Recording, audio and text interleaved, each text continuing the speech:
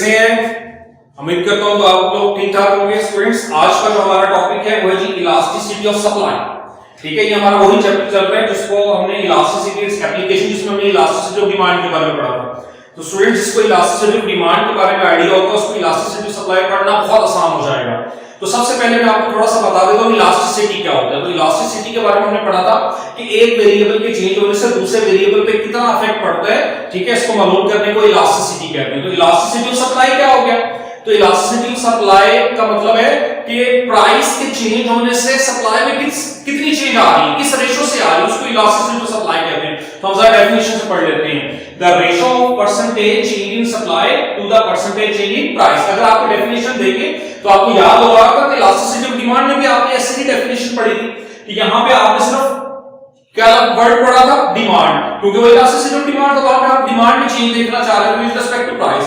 तो यहां पे हम सप्लाई में चेंज देखना चाह रहे हैं विद रिस्पेक्ट टू प्राइस। तो ये याद रखना आपने। तो इलास्टिसिटी ऑफ सप्लाई का मतलब क्या होता है कि प्राइस की वजह से सप्लाई में किस रेशो से चेंज आती है, अगर वो मालूम करना चाहते हैं तो उसको इलास्टिसिटी ऑफ सप्लाई कहते हैं। फॉर एग्जांपल, अगर स्टूडेंट्स मैं ये कहता हूं कि एक मैन्युफैक्चर है जो मार्केट के अंदर एक चीज को प्रोड्यूस कर रहा है और उसकी प्राइस जो है वो 10 रुपीस है। ठीक है, और वो जो है ना वो 5 चीजें बना रहा है और जो ही मार्केट में उस प्रोडक्ट की प्राइस 20 रुपीस हो जाती है।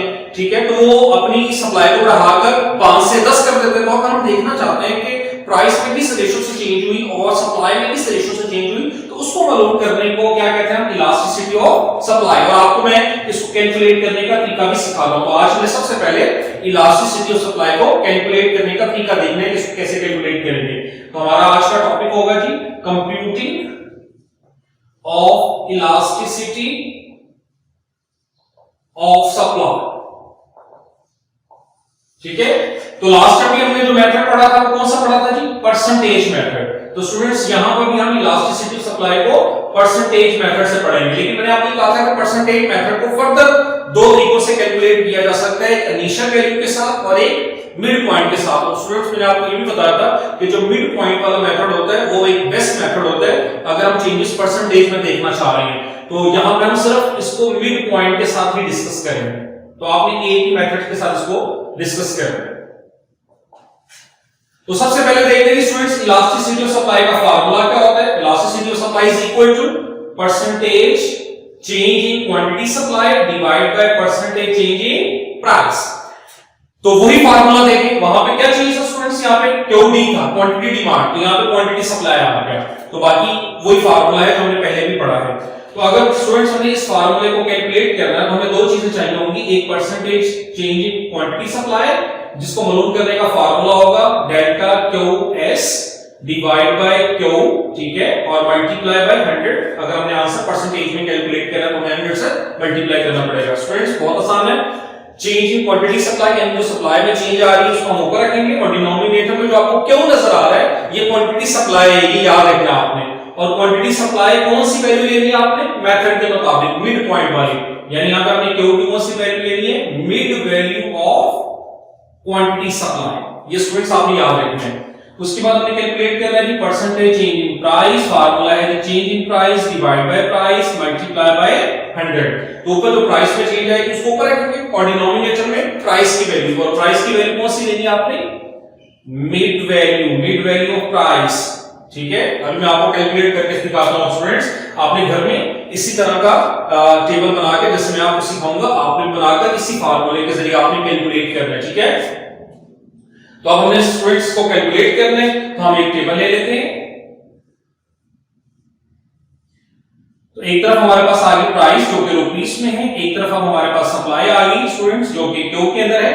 अब हमें स्टूडेंट्स के अंदर वैल्यूज लगानी है। मैंने आपको कहा था कि जो टेबल होता है वो हमेशा रिलेशन से बनता है और हमें याद है हमने लॉ ऑफ सप्लाई में पढ़ा है कि लॉ ऑफ सप्लाई के मुताबिक प्राइस और सप्लाई में पॉजिटिव रिलेशन होता है, यानी जब प्राइस बढ़ती है तो सप्लायर सप्लाई को बढ़ा देता है और जब प्राइस कम होती है तो सप्लायर सप्लाई को कम कर देता है। ये आपने भूलना नहीं है, याद रखना आपने।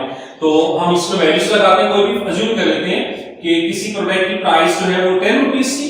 ठीक है, तो स्टूडेंट्स जो मैन्युफैक्चरर है वो 100 चीजें बना रहा था, जो इसकी प्राइस बढ़ के 20 होगी तो उसने फौरन अपनी सप्लाई को 200 कर दिया। तो पॉजिटिव रिलेशन के साथ बना लिया, जिसमें से हम परसेंटेज चेंज इन सप्लाई और percentage change in price calculate करते हैं और कैलकुलेट करके हम इसको इलास्टिसिटी ऑफ सप्लाई के फार्मूले में पुट करते हैं।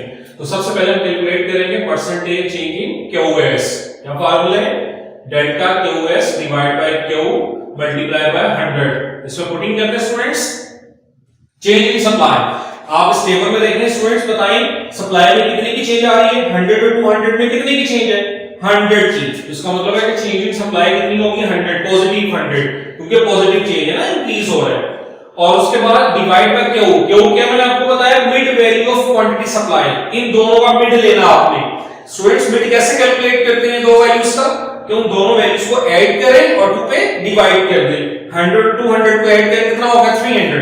तो अगर हम 300 का मिड निकालना चाहते हैं तो 2 पे डिवाइड कर देंगे, व्हिच इज 150 मल्टीप्लाई बाय 100, तो आंसर आ जाएगा 66.6%। आप इसको कैलकुलेटर पे जरूर कैलकुलेट कीजिएगा।